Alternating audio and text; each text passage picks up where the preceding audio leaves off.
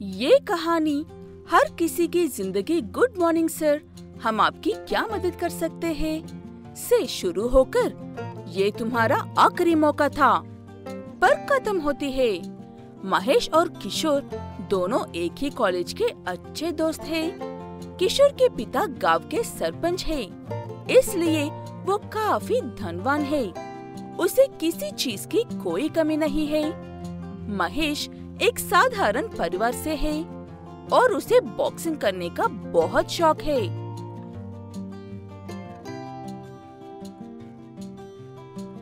क्या यार, कब से आ रहा है? मैं कितनी देर से इंतजार कर रहा हूँ। मैं भी लोन के लिए अप्लाई किया था, इसीलिए पेपर कलेक्ट करने में वक्त लग गया।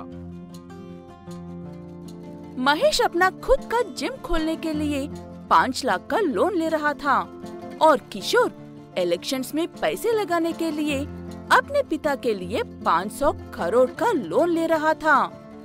दोनों को कुछ ही दिनों में उनके लोन के पैसे मिल जाते हैं। लोन लेने के बाद किशोर दूसरे देश चला जाता है और लिए हुए लोन का एक पैसा भी नहीं चुकाता है। महेश अपने लोन की EMI वक्त पर देता है, फिर भी बैंक वाले हर महीने में उसका इंटरेस्ट रेट बढ़ाते रहते हैं।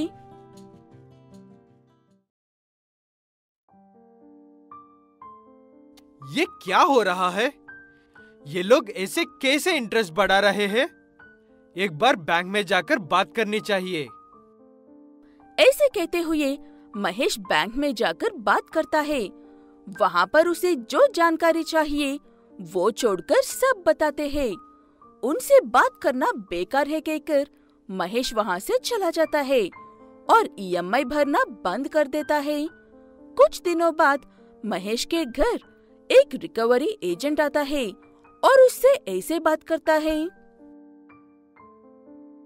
तुम पिछले 3 महीने से EMI नहीं भर रहे हो। अब तक तुम्हें 1 लाख रुपए भरे हैं, जो सिर्फ इंटरेस्ट था। इसीलिए तुम्हारे लोन का 5 लाख वैसे ही है अब तक। क्या बकवास कर रहे हो? कौन है वो जो जितनी मर्जी उतना इंटरेस्ट बढ़ा रहा है? बैंक में जाने पर रिस्पॉन्स नहीं देते हो और घर पर आकर धमकियां देते हो। महेश की बात सुनने के बाद वो एजेंट चुपचाप चला जाता है और अगले दिन सुबह कुछ पुलिस वालों के साथ दोबारा उसके घर पे आता है। पुलिस वाले बिना कुछ कहे उसे अरेस्ट करके लेकर जाते हैं। वजह पूछने पर ऐसा कहते हैं,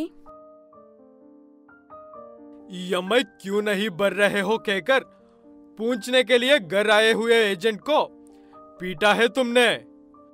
सुना है तुम बॉक्सिंग करते हो, इसीलिए सारे गुप्त हमले किया है।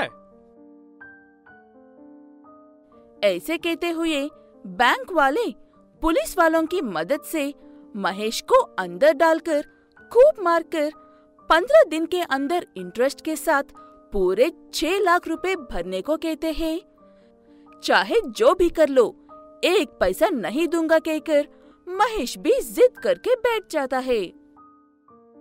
जब ये बात उसके दोस्त किशोर को पता चलती है, वो भागकर आकर महेश को जेल से छुड़वा देता है और उसका लोन भी भर देता है। क्या बात है महेश, तेरा काम तो अच्छे से चल रहा था ना, फिर EMI क्यों नहीं भर रहा था? तब महेश उसे सारी बात बताता है और उसे पूछता है कि 5 लाख के लिए ही बैंक वालों ने उसे इतना परेशान किया, तो उसने तो 500 करोड़ का लोन लिया था, वो इतने आराम से कैसे बैठा है? तब किशोर ऐसा जवाब देता है, मैं हो या कोई बड़ा आदमी हो, हम लोन वापस करने के लिए नहीं लेते हैं और उन बैंक वालों की इतनी कैपेसिटी नहीं है कि हमारे घर किसी रिकवरी एजेंट को भेजे या पुलिस वाले को भेजे। किशोर की बात सुनकर महेश वहाँ से चला जाता है। उसके बाद सर्वे करता है कि किस किसने बड़ा लोन लिया और कितनों ने वो लोन लौटाया है। तब इसको पता चलता है कि किसी ने एक ने भी अपना लोन का 1 पैसा भी नहीं लौटाया है। उसके बाद महेश गरीब लोगों के बारे में सर्वे करने में ज्यादा वक्त नहीं लगता है, क्योंकि उसे ये जानकारी हर दूसरे शख्स से मिलती है।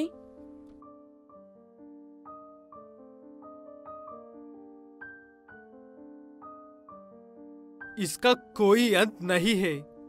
धनवान हमेशा धनवान बलवान ही रहेगा और गरीब हमेशा शिकार बनकर फंसता रहेगा। ऐसे कहते हुए महेश दोबारा कितनी मुसीबत होने पर भी लोन लेने के लिए नहीं जाता है, और अगर उससे कोई लोन लेना चाहता हो कहे तो उसे ना लेने की ही सलाह देता है, क्योंकि हर किसी के पास किशोर जैसे दोस्त नहीं होते हैं ना, जो पल भर में सारी मुसीबतें दूर कर दे।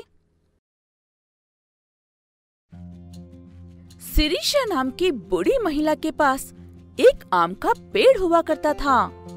उस पेड़ के आम बहुत ही स्वादिष्ट हुआ करते थे, लेकिन शिरीषा किसी को भी उस पेड़ से आम नहीं तोड़ने देती थी। छोटे बच्चे आम पूछते हैं तो प्यार से एक एक आम देती है।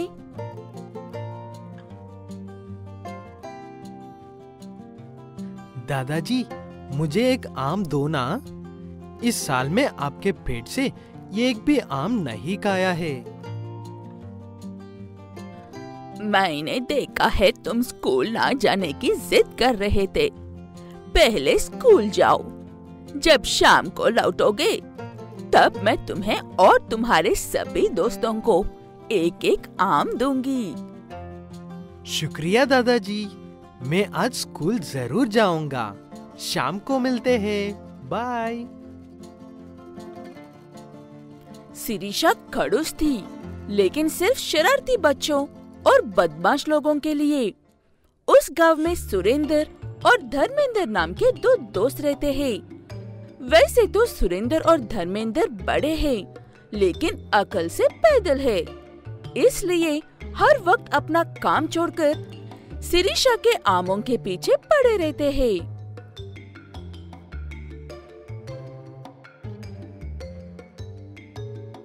बैठते बैठते बोर हो रहा हूँ धर्मेंद्र, कुछ मजेदार बात बताना। बहुत दिन हो गए हैं आम खाए हुए। चल जाकर शिरीषा बुढ़िया के आम तोड़ते हैं। ऐसे कहते हुए सुरेंद्र और धर्मेंद्र मिलकर शिरीषा के आम के पेड़ के पास जाते हैं। सुरेंद्र पेड़ पर चढ़ता है और धर्मेंद्र आम पकड़ने के लिए नीचे खड़ा होता है। तभी वहाँ पर शिरीषा आती है झाड़ू पकड़कर। तुम दोनों बदमाश फिर से आ गए, गधे, जितने बड़े होकर बूढ़ी के घर चोरी करते हो। ऐसे कहते हुए झाड़ू लेकर नीचे खड़े धर्मेंद्र को मारते ही वो वहाँ से भाग जाता है और ऊपर चढ़ा हुआ सुरेंद्र वहीं पर फंस जाता है। चुपचाप नीचे उतारकर चले जाओ, कुछ नहीं कहूंगी, और दोबारा मेरे आंगन में नजर मत आना। ऐसे कहते ही शिरीषा सच में कुछ भी नहीं कहेगी कहकर सुरेंद्र नीचे उतारते ही शिरीषा उसे भी झाड़ू से 2 लगाकर वहाँ से भगा देती है। ऐसे सुरेंद्र और धर्मेंद्र जहाँ से आए थे वापस वहीं पर जाकर बैठ जाते हैं। शाम को बच्चे स्कूल से लौटने के बाद शिरीषा को परेशान देखकर आम मांगने के बजाय उससे परेशान होने की वजह पूछते हैं। तब शिरीषा, मुझे उन सुरेंद्र और धर्मेंद्र ने परेशान कर रहा है बच्चों। उन्हें कितनी बार मना करने पर भी, कितनी बार पीटने पर भी वो दोबारा से आ जाते हैं। अब चिंता मत कीजिए दादाजी, मैं मोटी को पेट के पास लाकर छोड़ दूंगा। आप तो जानती हो मोटी बहुत ही अच्छा कुत्ता है, वो हमें कुछ नहीं कहेगा, लेकिन अनजान लोगों को अच्छा सबक सिखाता है। ऐसे कहते हुए वो बच्चा शिरीषा के घर के पास अपने कुत्ते मोती को छोड़ देता है। शिरीषा खुश होकर सबको आम खिलाती है। बच्चे आम खाकर उसी के पास खेलते हैं। और यहाँ पर सुरेंद्र और धर्मेंद्र आम चुराने की ऐसी योजनाएं बनाते हैं। वो बुढ़िया बहुत जोर से मारती है यार, मैं दोबारा नहीं जाऊंगा वहाँ पर। अबे कब तक डरता रहेगा? मुझे देखा, मैं अकेला था वहाँ पर हिम्मत से। तू कमीने मुझे छोड़कर भाग गया था, इसीलिए अब हम रात में जाएंगे उस बुढ़िया के घर और एक दो नहीं सारे आम तोड़कर ले आएंगे। ऐसे कहते हुए सुरेंद्र और धर्मेंद्र शिरीषा के सोने के बाद चुपके से पेड़ के पास जाते हैं। इस बार सुरेंद्र होशियारी दिखाकर धर्मेंद्र को पेड़ पर चढ़ाता है। तभी उनकी आवाज सुनकर मोती भाग कर आता है और जोर जोर से भौंकने लगता है। उसकी आवाज सुनकर डरकर धर्मेंद्र पेड़ पर से सीधे सुरेंद्र के ऊपर गिरता है। मोती रात भर उन्हें पेड़ के पास से हटने नहीं देता है। और अगले दिन सुबह, हमें कुछ मत करना बूढ़ी अम्मा, हमें पहले से ही काफी चोटें लगी है। वादा करते हैं कि हम दोबारा तुम्हारे पेट के पास नहीं आएंगे। ऐसे कहते हुए दोनों आमचोर लंगड़ाते हुए वहाँ से चले जाते हैं और शिरीषा मोती को शाबाशी देती है।